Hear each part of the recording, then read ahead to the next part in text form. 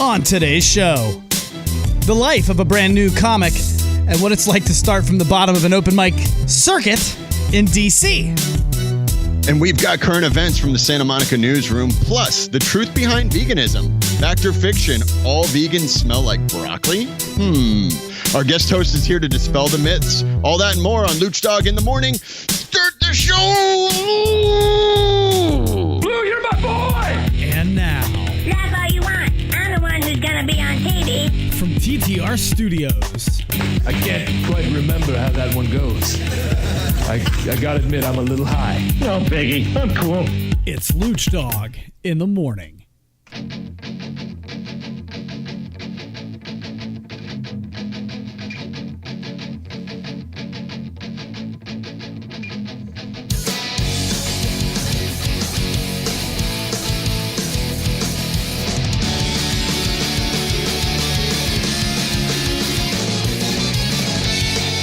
Welcome back, folks. It is Lucdogg in the morning, Wednesday, June 28th. Ready to get after it. Let's go!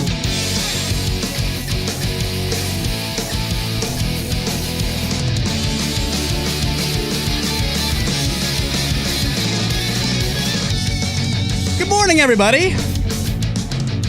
How you feeling? How you doing on a beautiful Wednesday morning?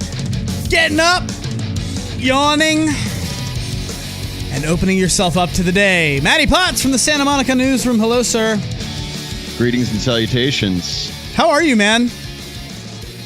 I'm pretty busy this week. It's not even hump day, and I feel like I've already had a really crazy week. We did a huge lunch yesterday for Tinder.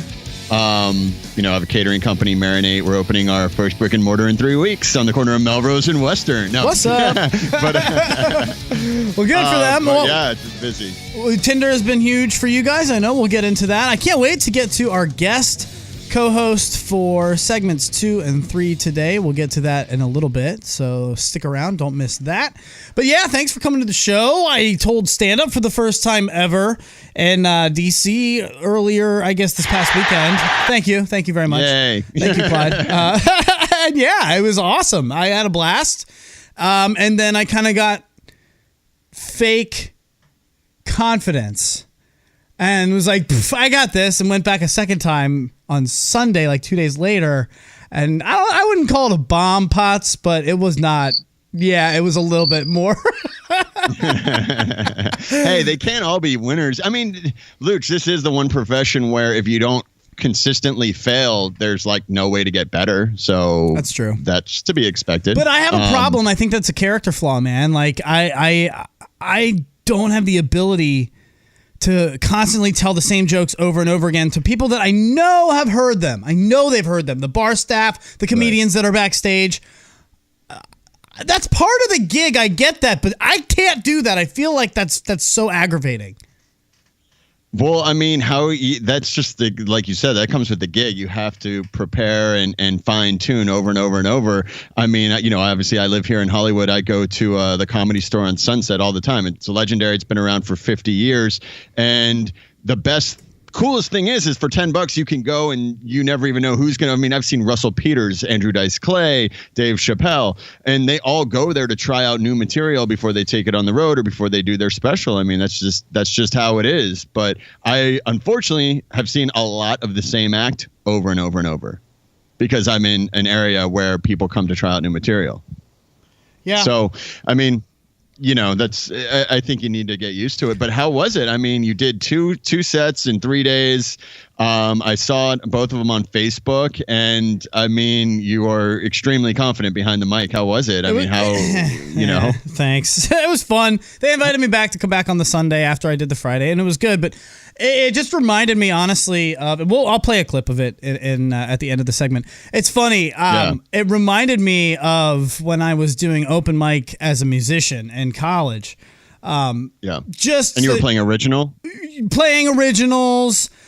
Being new to an area, like I grew up here in Northern Virginia, and I went to school in North Carolina at East Carolina University, right? So nobody knows me, and the guy running the place has been doing it for 15 years, and there's all these circuit musicians that, you know, they do it like that's their gig, bro. Like, yeah, man, come see me at Hams on Sunday night open mic. Right. Yeah. To break into that, have you been watching? Go ahead. I'm sorry. Have you been watching I'm Dying Up Here on Showtime? No, I don't have Showtime. I know that's our girl. You Ginger. gotta get it. Yeah. I mean, dude, and don't worry, don't get Showtime. Get a Fire Stick. You can unlock it for free. You can get a Fire Stick for $35 on Amazon. It's the best purchase you'll ever make. I literally just canceled my satellite TV because I have Fire Stick. That's a side note, but you can get all of these shows for free. Okay. I'm Dying Up Here, which it has our girl Ginger Gonzaga. Yeah, on I was gonna She's say done that's the show Ginger. I know, before. friend of the show. Yeah. Yeah. So this, and the only reason I'm telling this story is because it goes into, you know, this stand-up. It's all about stand-up in the 70s, and it's kind of a play off of the club. The comedy club is called Goldie's, which is a total like ripoff of the Comedy Store. It's run by a girl named Goldie, which is very much like the Comedy Store, which is run by Mitzi Shore. She's run it for 50 years. Pauly Shore's mom, right? Pauly Shore's mom. Yeah. There's a ton of crossover, loosely based on that, but it's an executive produced by Jim Carrey. And I mean, he literally, there are real stories that happened to him on this show. So if anyone is interested in the whole stand-up comedy world, watch I'm Dying Up Here on Showtime. It's on Sundays. It's great. And it's starring our girl Ginger Gonzaga, who I've known for quite a while. She's been on the show. But you know, I guess you haven't seen that show, so you don't know how it would relate to that. But I mean, there are, what people don't realize is open mic nights are become, like you were saying, people that will come and go to every single open mic night because that really is your first foot in the door. I mean, it is, but it's awful to get into, man. The reason you do it like that is because they treat you like you are such a piece of shit. I mean, they do. How did you get on stage and to begin with? I mean, well, that is one cold call, or that is one good thing about the guy that runs this. He did a good job. I mean, they gave me 3 minutes right off the bat, which I appreciate. I mean, how did you get the 3 minutes? Well, I had to. I'll get to it, but I had to. Basically, I had to, you know, get in touch with them, and then I had to make sure it was the right day for me. I had to make sure I had this amount of material, and, you know, I had the balls to commit to doing it. And then when I finally did, like, it was awesome. They gave me a lot of time, 3 minutes at least, but as soon as I asked for it. The problem is that you get treated like such a piece of garbage on somebody else's shoe at open mics by everyone else. Like, and this one wasn't bad. I will say that this guy was awesome. I'm not saying anything bad against him, but it's funny how, like, even though he was great, it reminded me of college, where, I mean, they would literally bump me off. They would say, sorry, dude, we don't have time. I'd be like, dude, it's 1:15 in the morning. Right. What do you mean? Right. I've been sitting here since 11 o'clock with my friends.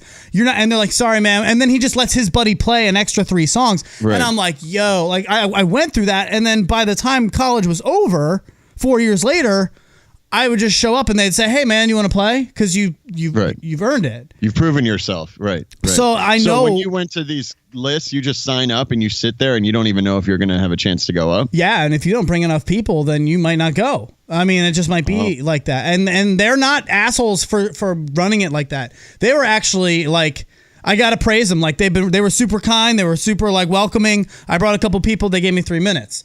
But man, like, the second time, like, I wasn't even supposed to technically go into the room where the comics were telling jokes. I was supposed to sit outside and wait for my turn and then come in.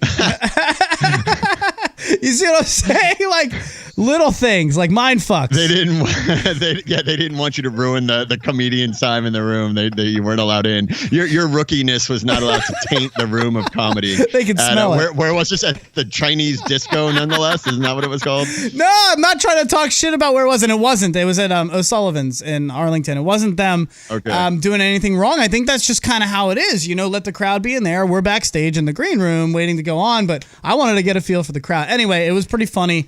Here's a clip of it. This is the first minute or so it's not long, but this is actually my first minute of stand-up.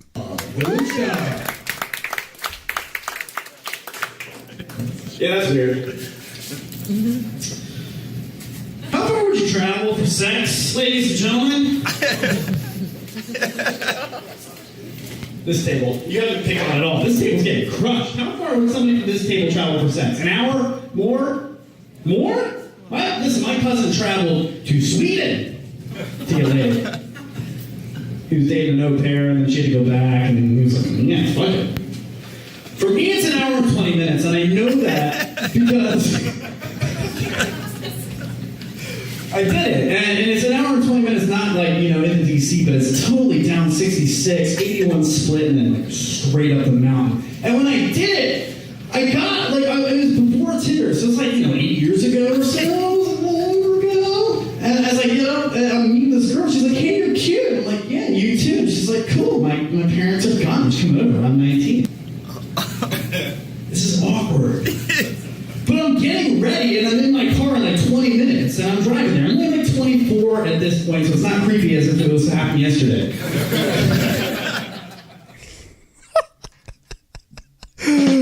God, yeah, thanks a lot. I appreciate that, Dude, Clyde. I like it. I mean, it might have been hard for some of the people to hear it because of the echo, but I mean, I love how you took just like a story that we actually have talked about on this show and turned it into a set. I mean, what was your run us through your process? I mean, well, because that's what I'm thinking. Interested. I think it's got to be something that's true to you, and I'm not going to get up there and tell Mitch Hedberg one-liners. That's just, I'm not that guy. I wish I was. That's great. Right. But, I'm a storyteller, man. And I mean, everybody's like, are you nervous? I'm like, nervous. And they're like, yeah, you're a comedian after tonight. And I'm back of my head. I'm like, dude, I've been doing a show for 5 years. Why does no one listen? I've been saying these jokes for years. Right. Well, a lot of people don't consider Howard Stern a comedian or an entertainer. It's like the guy does 4 hours of off-the-cuff comedy a day. What more do you want from the guy? Would you consider him a comedian? I hear you. Would you consider him a comedian? Yeah, absolutely. I would consider him I consider him the king of all media, which he has coined himself, because absolutely he's a comedian. He's more than a comedian. He's an all-out entertainer, and he is the best at his craft. I mean, I have nothing. I only fangirl over a few different things, as people know. Howard Stern and 311 are 2 of them. And two of the only things that, I mean, I really do. I respect what he does a lot. He's the greatest interviewer in the country, if not the world. And there is an art to what he does. There's a method to his madness. People think he's some shock jock. He's not even considered a shock jock. He barely has naked girls and strippers on his show anymore. I mean, he's a legit entertainer. Not to compare us to Howard Stern, but it's funny how I think a lot of people just think we turn microphones on and go. Where it's like, no, there's show prep to this. There's a lot of planning that goes into this, and it's a craft. It's a delivery. There's a sing-song element to it. Absolutely. And yeah, so it was really fun to do a different medium, but I'm excited to kind of run through the ranks again, is what I was going to say. Is I don't have a problem with them giving me, it's hard telling a joke in 3 minutes, man. It's like you don't get any time to set it up. You just got to get to it. And I'm just going to be telling stories of things that happened to me until I'm ready to move out there with you, Guy. Maybe tell some jokes out there, dude. I didn't know you were ready to make that public. So what I'm not sure. Auntie Lynn and Uncle Joe do they know about this? And if so, what do they have to say? They're going to lose their baby boy. I mean, I think your mom might have a heart attack. Yeah. Do we have the whap whap whap? My mom and dad would. Yeah. Thank you, Clyde. Clyde, well done. Hey, Mom, I'm going to move out to the West Coast and become a famous comedian.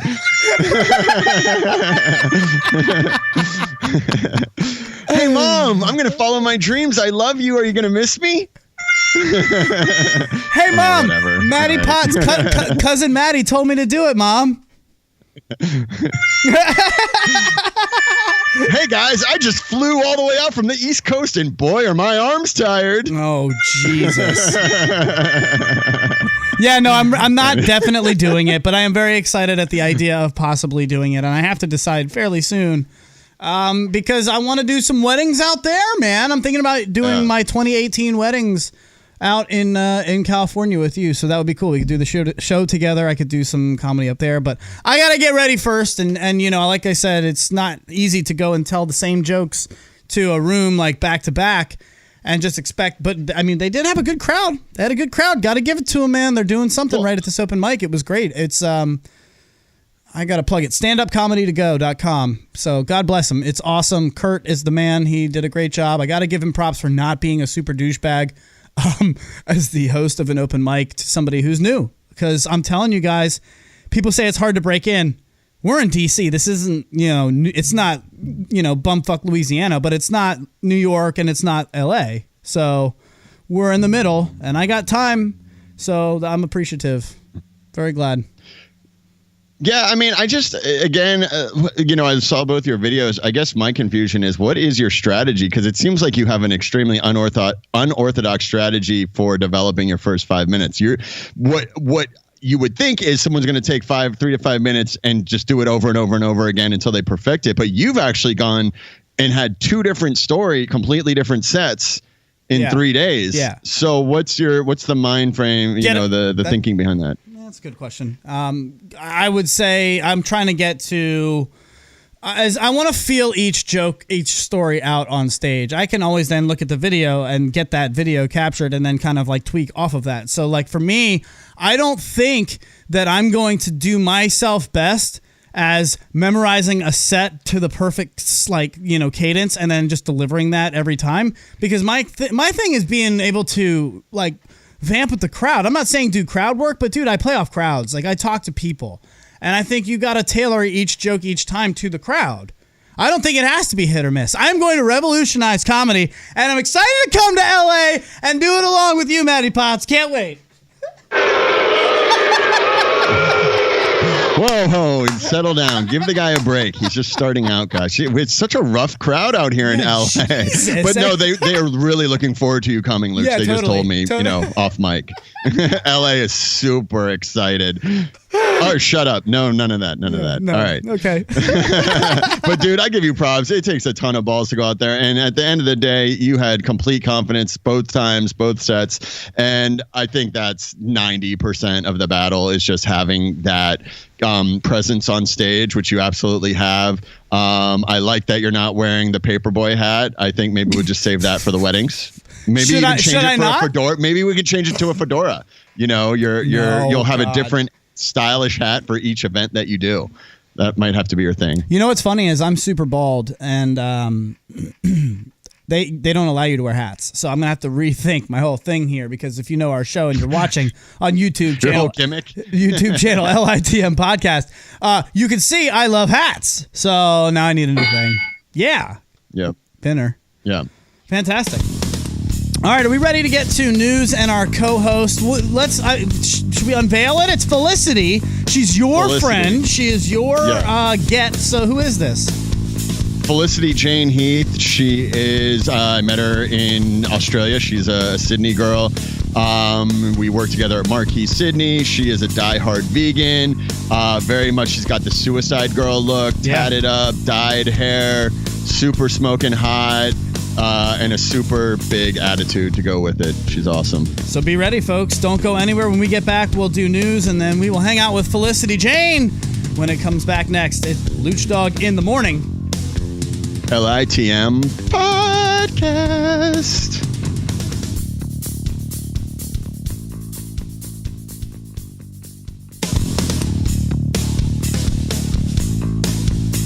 Welcome back, folks. It is Lucdogg in the Morning at LITM Podcast everywhere on social media, at LITM Podcast on YouTube. You're welcome. We finally changed it. So you can do that. We're all clean. You can find Felicity. Tons of positive feedback coming in on our feedback, like on our Instagram. Our Twitter's blowing up right now. Felicity, everybody loves you. Thanks. I mean, she's huge. Were you just on our Instagram? Yeah, I'm checking the feed I'm the live feed, and it's unbelievable. So you can get at her Twitter and Instagram at Felicity Jayn. Jayn is spelled Jayn, which is the actual spelling of your middle name. Is that right? Yeah, my mom's really creative. Badass. I like it. Okay, so tell me about the Hollywood Baby Animal Rescue Organization. What is going on with that? You're the founder? Didn't you just rescue a bunch of kittens or something? Yeah, so we recently just rescued a couple of pregnant cats from like a rural area in Pomona, which is just outside of LA. And they were basically kittens themselves. You know, like cats can start having kittens at 4 months old, which is usually when they first go into heat. Wow. Yeah, so Hollywood Baby Animal Rescue specializes in homeless pregnant animals, baby animals, and TNR, which is trap, neuter, return. So a lot of cats are too feral to be able to be placed in a shelter and then placed into a forever home. So the best thing to do is to trap them, spay and neuter them, and then just return them to their colony. Why is that? You can't killing me. lose it every time I do a drop, Luch. Seriously. That's so good. I'm trying to keep you a start straight giggling face. every time. It's so good. You're so good at placing them. I just I did not know that cats can start getting pregnant at 4 months old. Yeah. Holy crap! Yeah. So when they first go into heat, they're usually 4 or 5 months old. So that's why it's really important that they get spayed or neutered when they're kittens. You need to make sure that it happens before they go into heat. How long does a cycle take? Like a week. Like a pregnancy cycle for like 2 months. They're only pregnant for 60 days. And then they can just like get pregnant again. Yeah. So I want to say it takes another. Yeah, it's the same as like humans. It'll take another month. Their kittens will be 4 weeks old, and they'll go into heat again. And then TBA makes her first appearance, TBA ladies and just giving gentlemen. everyone her goodbye kisses as she Yeah. goes off to work. There she is. By the way, can I just say TBA? She's leaving. She has a full like little vegan buffet for Felicity out here. I bet she does. Like, green beans and tofu, watermelon, and like just cut. She's so like hospitable, and she's like, here, eat.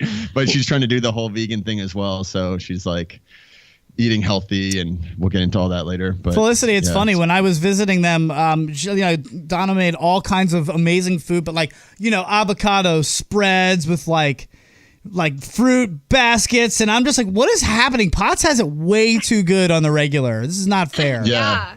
We are into the smashed avocado toast now. Yeah, we're going through a thing. So cats are pregnant for 2 months. I know. Did you guys know as the animal gets bigger, they are pregnant for a longer period of time? Like, it's not just like a whale is like I think it's more than 10 it's months. Crazy. Yeah, And elephants are pregnant for a couple of years. there you right? go. Yeah, there you go. Oh, that's what. Yeah, we had talked about that a discussed while this, back. Yeah, I didn't know that was sounds actually horrible. true. But yeah, I mean, it's really a long time. Since we're having a safari today, Clyde's fucking losing his mind in the control room back there. Why don't we get into the vegan world? Well, let's save that. Should we save that? Let's save vegan talk. We're gonna come at you from.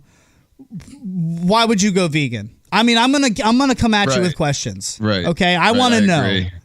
All right, but we'll save. Look at her face. First, or what? I'm knowledgeable. I've been vegan for a long time, so I think I can handle it. This will be my 9th year. What made you go vegan? Did something happen in your life, or? I was really lucky. Growing up, my best friend Monica was always vegan. When we were 16, we were listening to a lot of vegan punk bands, and she was already involved in the animal rights community. She was going to protests, and I always felt like it was in my future to go vegetarian, but I lived at home with my grandparents who really just had no idea about that lifestyle. And it was just, I just thought it was too hard. Right. But I always said to myself, when I move out of home, I'm going to go vegetarian. I'm going to do my best. And then I moved out of home with my ex-boyfriend, and he said to me one day, you should go vegetarian. You said you would do it when you moved out. You should stick to your word. And he was like, but I'm never going to do it with you. Right. And I was like, I Sounds about respect right. that. Sure. I do too. Have you ever had kangaroo? No. Wait, let me finish my story. Okay, sorry. I was just thinking about kangaroo meat. God, Potts. He said to me, That's awesome. I actually have eaten kangaroo meat when we were like kids. Aborigines Oh, would come to no! school and feed. Yeah. I've had it too. Yeah, I they think- sell it is- at the grocery store. That's got to in be Australia. equivalent to like trying alligator. So or yeah, something. so my ex-boyfriend was like, I'm never going to do it with you, but I'll support you, and I think that you should do it because it's something you've always wanted to do. And I said, that's fine. And then 2 days later, he came back from he started at university, and he did a philosophy class, and it was just his introduction to philosophy class. And he came home and said, yeah, I'm vegan now. Wow. And he's been vegan. And I mean, we aren't together Because anymore. of philosophy class? He went to a philosophy class, and he was like, I can't agree with any of this stuff. And I'm going to be vegan too. And me and him aren't friends or anything, but I'm pretty sure he's still vegan. So yeah. I mean, my thing is, look, TBA is going through it right now. And we want to get to this in the segment problem 3. is I get hangry. I'm getting hangry right now. I get hangry too. No, I was going to say. So when I'm out, I want to eat. It gets really annoying. Like it when you're doesn't just have trying to be eat. healthy. Right. Well, I mean, that's kind of a question too, is, like vegan. At first I was like, vegan, it really is not healthy. Like people aren't, it's more about animal rights. However, with all the documentaries I'm watching now, vegan seems like is healthier. Is a healthier option than vegetarianism, just because like that whole dairy component as well, which is absolutely so big. And like people are now just starting to realize that like cheese and dairy is not good at all for you at all. I mean, at all. So anyway, I think we're getting the flag. Okay. Well, no, I want to get to a lot more of that in segment 3. So let's go to news now. News too, so. And then we are going to pepper her with questions from all sides of the spectrum, depending on where you stand. All right, but no interrupting. No interrupting the answers. Right. I'm no promises. I can't make any promises. All right, let's get to the news. Where's my This just intro? in from the Santa Monica newsroom. It's Maddie Potts. It is Maddie Potts reporting live from the Santa Monica newsroom, Apartment A. In today's news, Sunday night, the BET Awards, little sister of Beyonce, Solange Knowles, forgot to thank her big sister. I'm just going to quote this thing. She got something called the Centric Award, which I don't even know what that is, and I didn't care to research it. But listen to her acceptance speech. She goes, I just want to thank BET for my teenage years, giving me the images of queens like Missy Elliott, Little Kim, Aliyah, Erykah Badu, Lauryn Hill, Khalees, Reese, and the list goes on. End quote. Did she completely diss her little sister? I mean, or her older sister? Isn't that like when your older sister is the queen bee, don't you have to thank her? Maybe she's just trying to get out from under her shadow, you know? She's just trying to be your own woman. I mean, I can appreciate that, but you don't like bitch slap the hand that feeds you on national television. You know, that's crazy. I mean, she should be showing her, you know, paying her respects. I mean, she wouldn't have a career if it wasn't for Big Sister. Anyway, I don't know if you guys heard, we've been talking about the Bill Cosby trial. They have now declared it a mistrial. The jury was deadlocked. They spent 53 hours in deliberations. Luch, you had asked a couple episodes ago how long the O.J. Simpson jury deliberated 4 hours. After an 8-month trial, they spent only 4 hours to come to their decision. That's it? Which is shocking after an 8-month trial. I don't know. They let him out. No. Oh, okay. Yeah, OJ Sorry, I'm was foreign. Definitely was the biggest trial ever in like American history. That's fine. You just because you have only moved here a few years ago, right? Yeah. Did you grow up watching Bill Cosby in Australia? Yes, we did. So you could appreciate how he's like a media darling. Yeah, and for sure. What about, did you have any idea who O.J. Simpson is? I think that it was a mix of being foreign and too young. Yeah. When that happened. He was in some really good Hertz commercials though. So. Yeah. Keep totally. an eye out for them. So we were, people started digging a little bit because honestly, this whole Bill Cosby thing seemed like a slam dunk. I mean, how in the hell? So did can O.J. you come back with anything other than guilty? Very good. So but they talked to a couple of the jurors. One juror said that they felt the defendant waited too long to press charges.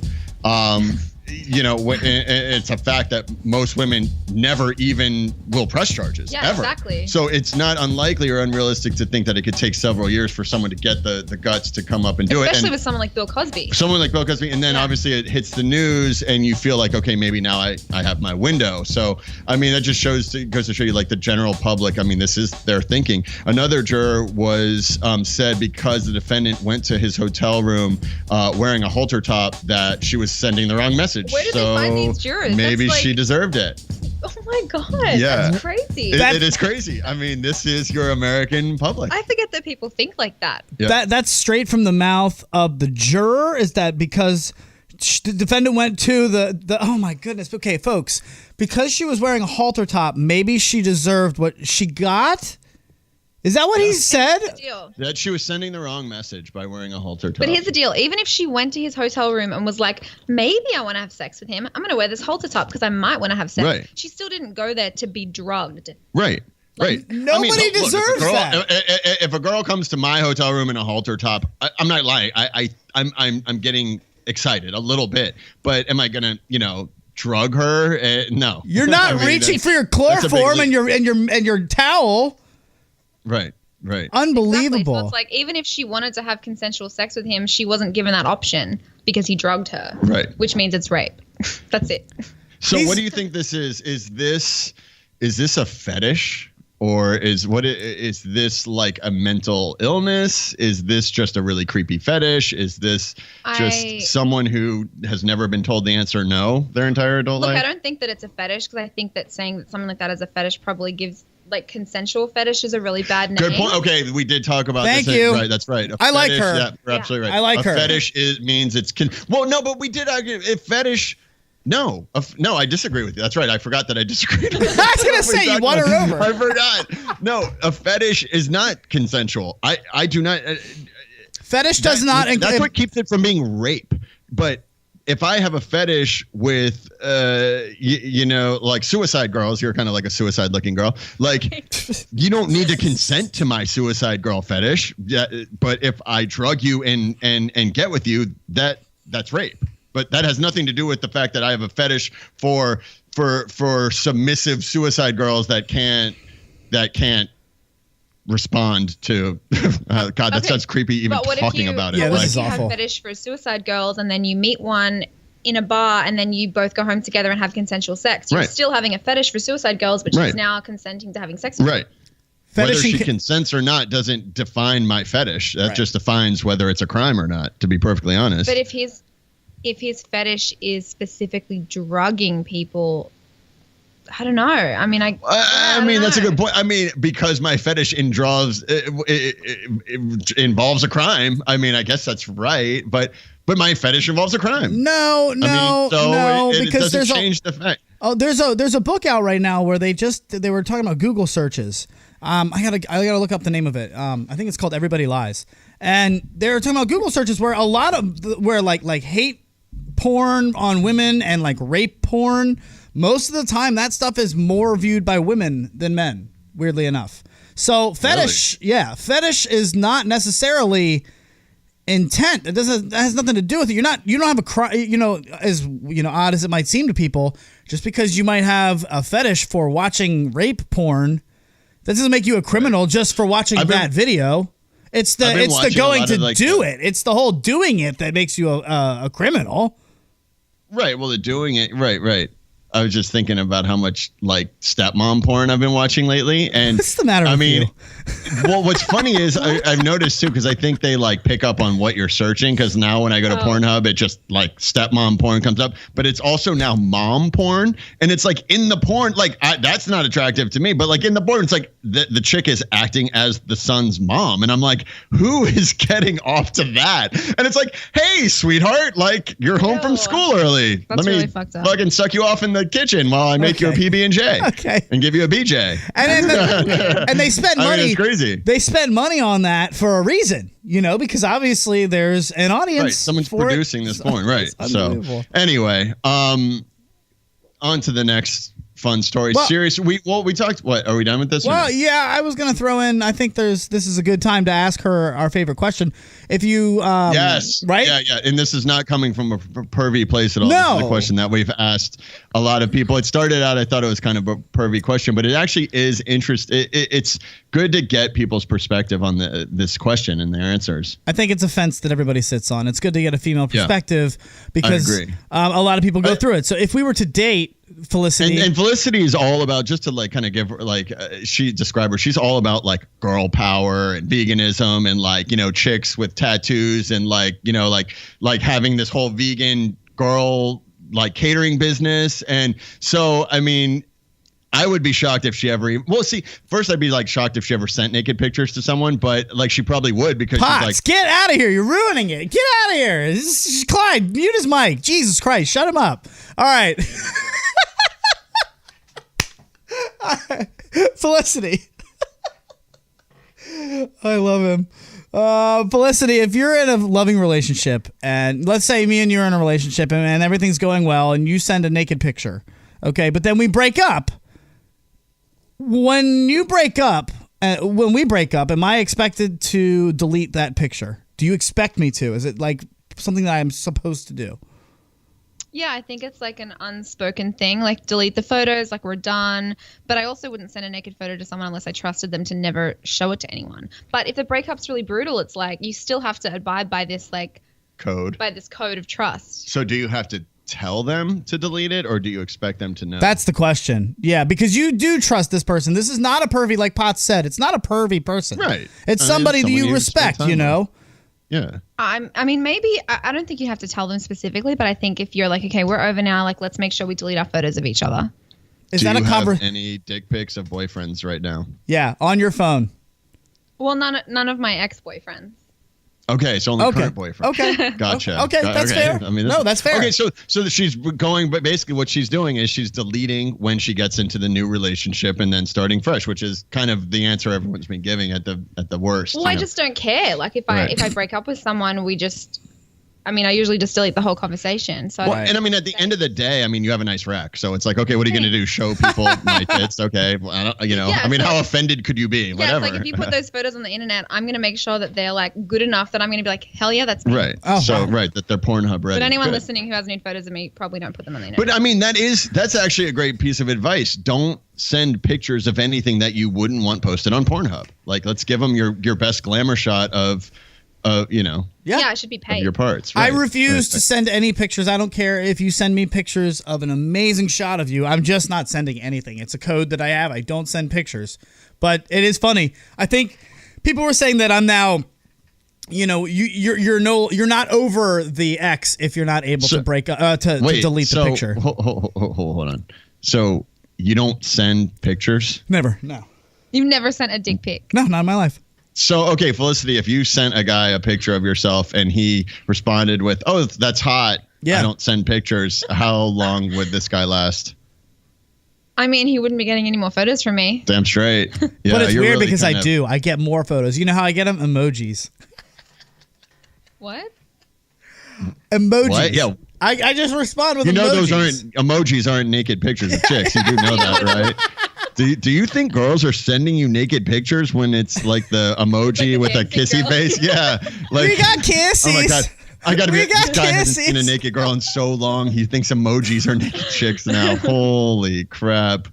It just gets Christ. worse for you every day, Luch. It's Like, terrible. seriously, No, I just saw a but see, if naked you don't emoji. know, see, you're not listening, Potts. You don't hear the story behind this. What I'm saying is I get more naked pictures and I still don't send anything. It doesn't matter. I still get naked pics. I don't know. I don't know, man. Yeah, you say. That's not. Wait, is not that what- weird? Is that rude? Felicity, is that rude of me if I don't send something back? Hey, here's a picture of my tits. Sweet. I mean, seriously, she looks offended. She looks offended. That's what you just killed the girl's bone. You just killed her girl boner right there. That was You just killed her white on. Yeah. So moving on, we had talked about a week or two ago, Howard Stern had said there's going to be some new stuff coming on Sirius, some exciting news. They finally announced it. Sirius is available on Alexa. So you can actually just say, Alexa, turn on channel 101 for Howard Stern, and it'll come through on your little Alexa love Howard box. Stern, huh? I worship Howard Stern. Yeah, I mean, I'm a huge fan. That's incredible for that medium, though. I mean, that's and it's cool. amazing. Yeah, so it could literally, because I have, the Fire Stick, so I would pull it up through my TV. But yeah, I mean, I think it's a great little feature. They're super excited about it. And Like Howard needs it's anything available more for- to be like Howard needs anything more reason to be heard. I mean, you can hear him anywhere. Millions Right. of Well, I listeners. mean, yeah, I have the app on my phone, the Sirius app, and course you I do. listen to them everywhere. It sucks because when I lived in Australia, like Sirius doesn't have a license there, so I had to listen to like bootlegs ripped on YouTube of people that were just ripping off the audio. Opie and Anthony did that a lot. I know they did that. That's why they were doing YouTube. We've got 30 seconds. Do you have anything left? No. Yeah, Casamigos, because we were just taking shots at tequila. Casamigos sold to Diageo for $700 million, which with another $300 million in options, depending on how the tequila brand performs over the next decade. Casamigos was owned by Randy Gerber and George Clooney. It is my favorite tequila. I got turned on to it because me and my business partner Scoots were at some sushi bar down on Ocean. He hit on the bartender. We took her home, and she was serving us Casamigos. I mean, we didn't take her home like that. Like, we took her home and took shots at Casamigos at my place. So, like, we didn't, like, tag team her or, like, do anything like that. Sure, So. Potts. Sure, Potts. Get So a can we drop. take a break so we can have another shot? Yeah, Clyde, give me a drop for that. Potts with his 5 tag teaming back here at the end of the night. Wait, No. what? Oh, wait, was that me? No, that was Clyde. Clyde's over there eating a sandwich. Forget it, Clyde. All right, just go to break. Go. LITM podcast. Go.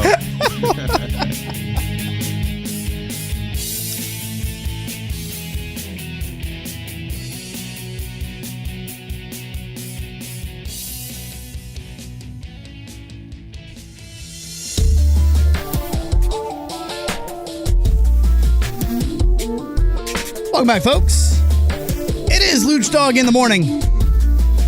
And it's Wednesday, June 28th.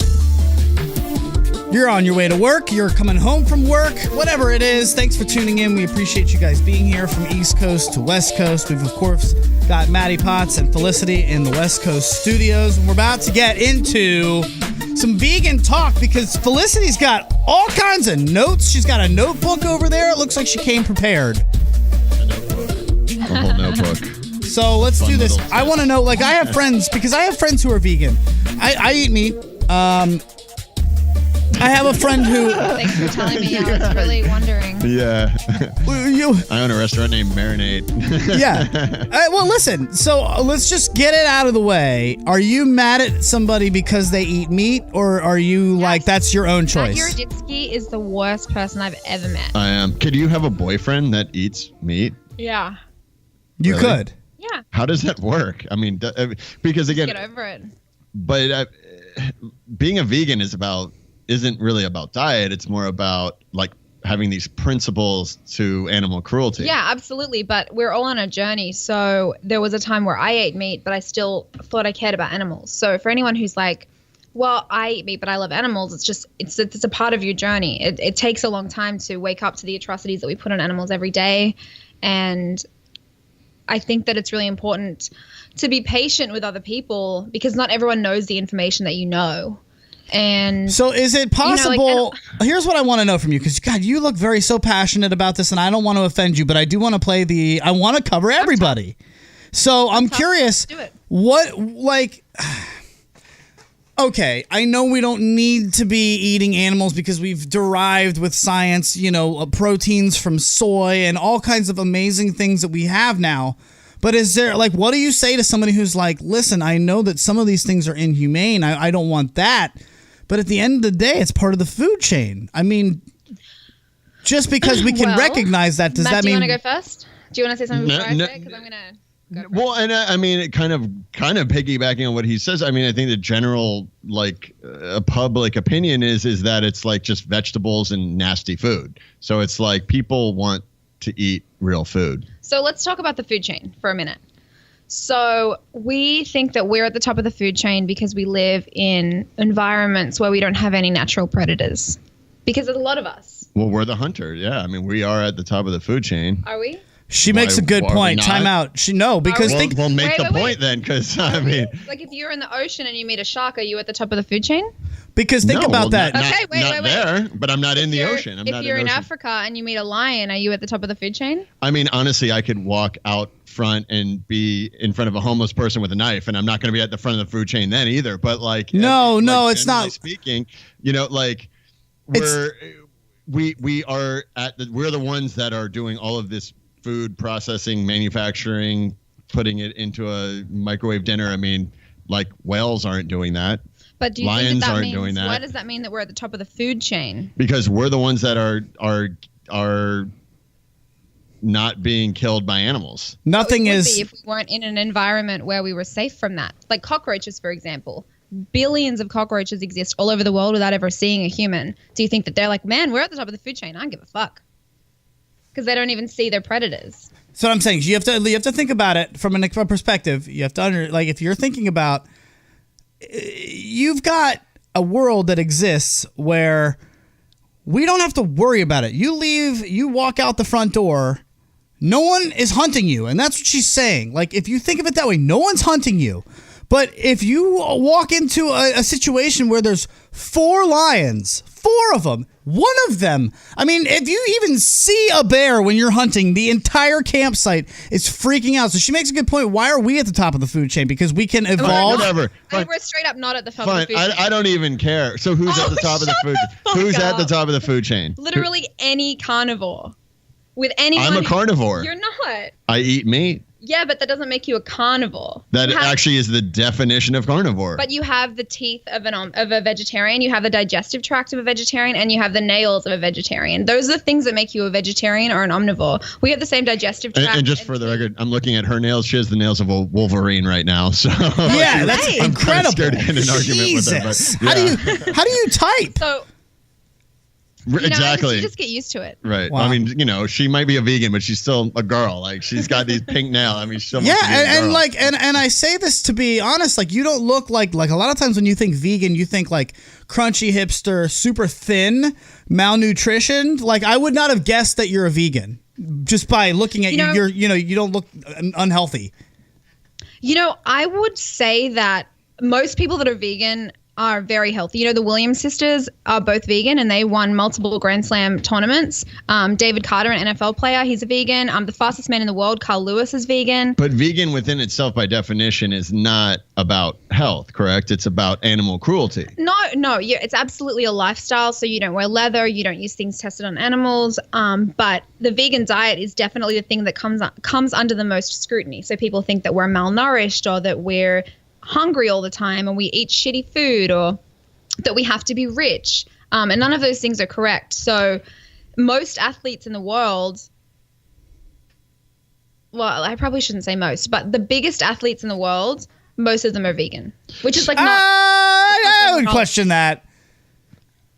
I would definitely question it too. And like even to take it a step further is, it's almost like only rich people can be vegan. It's too expensive. It's like it's a white person thing. It's almost like, these gluten-free diets and the Atkins diet, gluten-free and Atkins diets and this and that. It's almost is being vegan is like a fad or like being there's more of being hip. There's more of a mentality for sure behind veganism, I think, than vegetarianism. Whereas I think like as a vegan, you get a personal feeling towards the people that are like kind of against you. So if you are repeat that because we didn't hear any of it. You lose me? Where are we at? You got me? For a second. We're good. We were talking over you. So what did you say? I think a vegan is I had you potted down. I think a vegan mentality is more personal and I don't want to say judgmental, but like it's like you said, a journey, whereas vegetarianism is just something that I don't think people are very as passionate about. Like a vegan is very vegetarian's more about diet. Veganism's more about like a lifestyle. Lifestyle. Yeah. Right. I think for most people, vegetarian is on the journey towards veganism. Most people go vegetarian first. I mean, I did. Yeah. And a lot of people bounce back and forth for a little while. I did that too, and that's okay. It's just and in regards to what you were saying about how it's a rich people diet, and a lot of communities throughout Africa, Southern America, and Asia have been vegetarian for millennia. That's just how they've lived. Millennia is 1,000 years. Right. Rich. I can't believe we don't even have to go there. I couldn't believe that they didn't. Well, I could see. I just could see the wheels turning there. The poor guy didn't know. He's like, she's speaking with a bogan accent, and she just said millennia, like from her word of the day calendar. My head's about to explode. No, it's fantastic. So, no. I want to know why I should go vegan. Why do you think somebody should go vegan? Why should I be vegan? Yeah. Okay. Let's hear your elevator pitch. Let's hear your elevator pitch. That's a really loaded question. I think that factory farming. What is factory? You've already lost me. You've already lost me. It's crazy. Like there's just so many layers to this conversation. For example, like we're in a drought in California. I don't know what it's like where you are, but 660 gallons of water is used to make one burger. That's 2,500 roughly gallons of water per pound of meat. Fine, then I'll just make my own burger. Can I just say, you guys don't have Veggie Grill, but the best burger that you can get is at Veggie Grill, and it's completely vegan. What's it called? Oh, the Beyond Burger.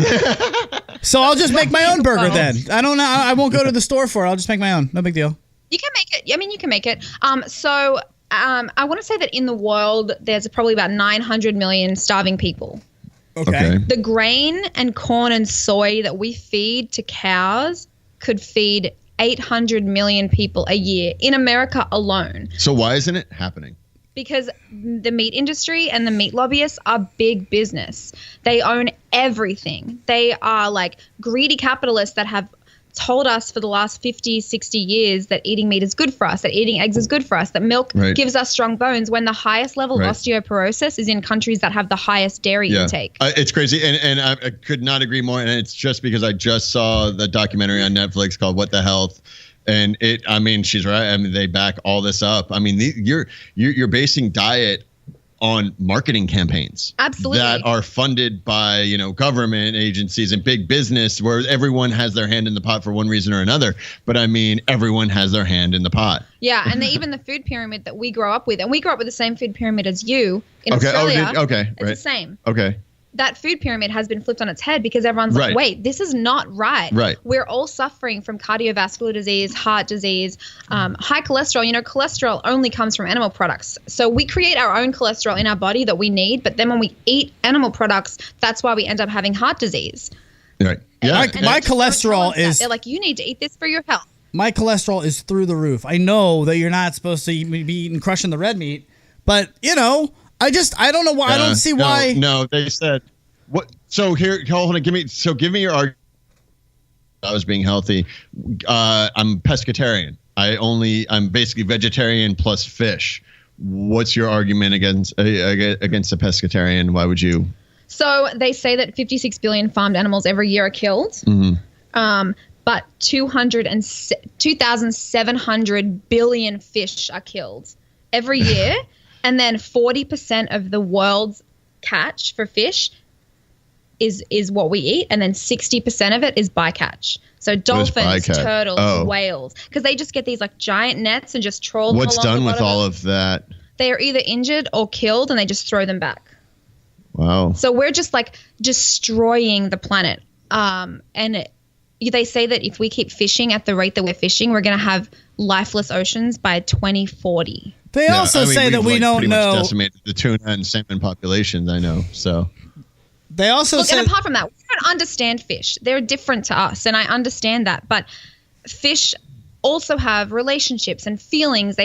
They're sentient beings. They have nervous systems and backbones. And I think at the end of the day, humans love animals. We do all these things because we love animals. We have dogs and we have cats, and we even go to the zoo because we want to see animals and we love them. But we don't really think about how the things that we do affect animals. No, I could tell you right now, I could give two shits about a fish's feelings.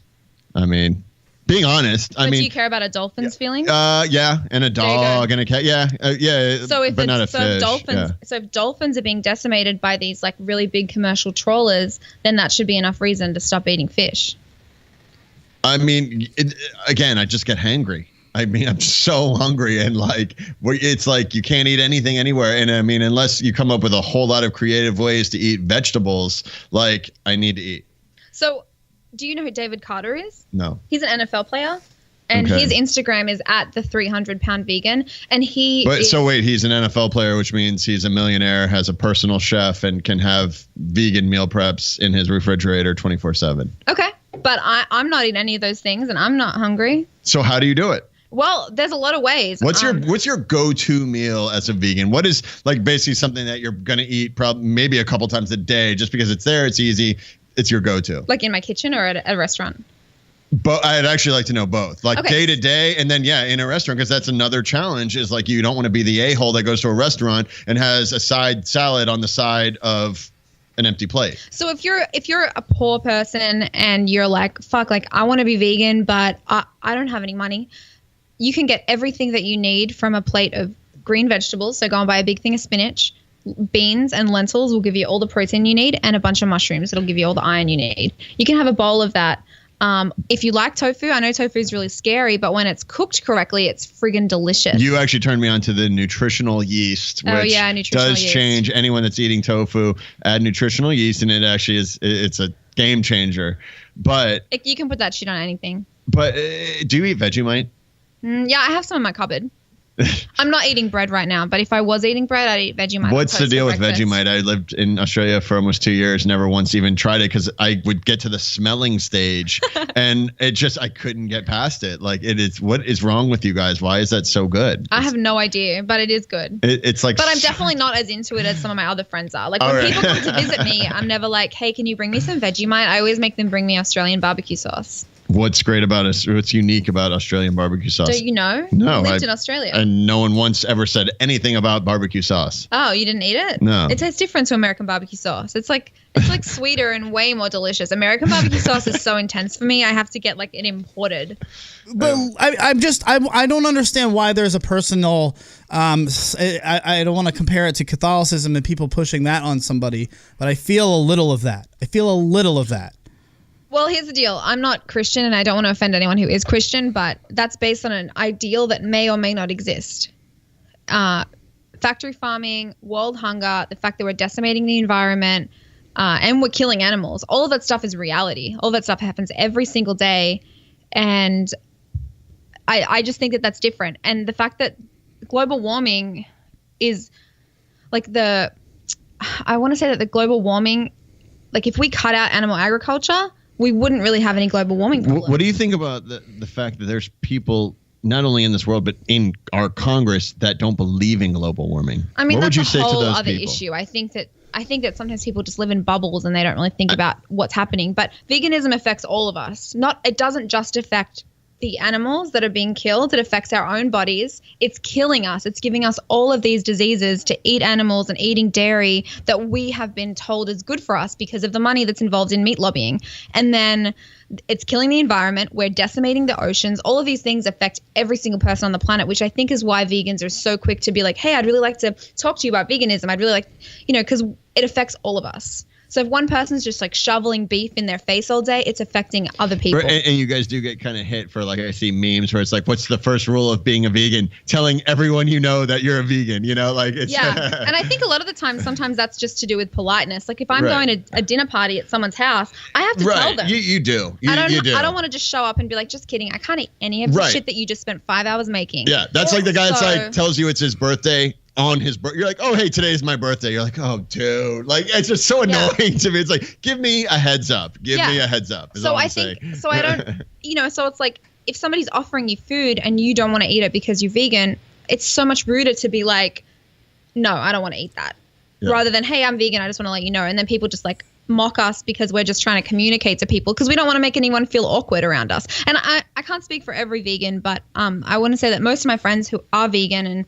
they're the same. Yeah. So the way that you've come across on this show has made me feel completely fine talking to you. I don't feel judged at all. I think if a lot of people would take the way that you go about it, they'd have a lot more success talking to somebody who does eat meat. But when you come across as somebody who's just like, oh, you didn't expect that I'm vegan? Excuse me. Of course I'm not eating your spread. I was like, well, then fuck off, dude. Well, look, for anyone who's listening who doesn't have any vegans that they can talk to or feels intimidated by anyone that they want to approach, I would recommend just watching some documentaries on Netflix. What the Health is the one that Matt recommended. There's also Forks Over Knives. Cowspiracy is another really good one. And Earthlings. Earthlings is the one that's more about animal rights. But if you love animals, I think it's really important for you to realize the atrocities that we commit to animals on a daily basis. And you can watch that for free at earthlings.com or earthlings.org. I can't remember. I mean, the big thing is like the biggest difference between our generation and our parents is now the information is available now. I mean, we can get the information just by pressing on our TV, like power on our TV. So, I mean, it's there, and I no really excuses. have submersed myself. Yeah, I mean, dude, watch a documentary. I mean, there's no excuse. We're not even asking you to read a book. Watch we all love animals. Everyone loves dogs. Everyone loves cats. And I guarantee that 90% of people out there, if they were inside a slaughterhouse, would be like, oh my God, my life is ruined. Like, I can't handle this. Right. I can't handle this. I mean, look, we've been brought up to be able to, like, not live in that world and to think that the meat magically appears on the tray and to like Donna, actually my wife TBA said, she goes, do you think your underwear just magically appears in your drawer? I go, well, actually, I mean, it does for me. It just magically appears. I mean, I don't do the laundry, so That's because you married a cat. You married like a total cat. Yeah, he totally did. He married up. Like, he completely did a good job for himself. Well done, Matty Potts. Thank you for him. And, of course, Felicity for joining us today. We'll get her back. You can check her out on Twitter and Instagram at Felicity Jayn. And that is spelled Jayn. Of course, check out her all-girl punk-themed catering company called Riot Grill in Los Angeles. We'll see you guys this Friday. Thanks again for hanging out. For everybody here at TTR Studios, it is Lucdogg in the Morning at LITM Podcast.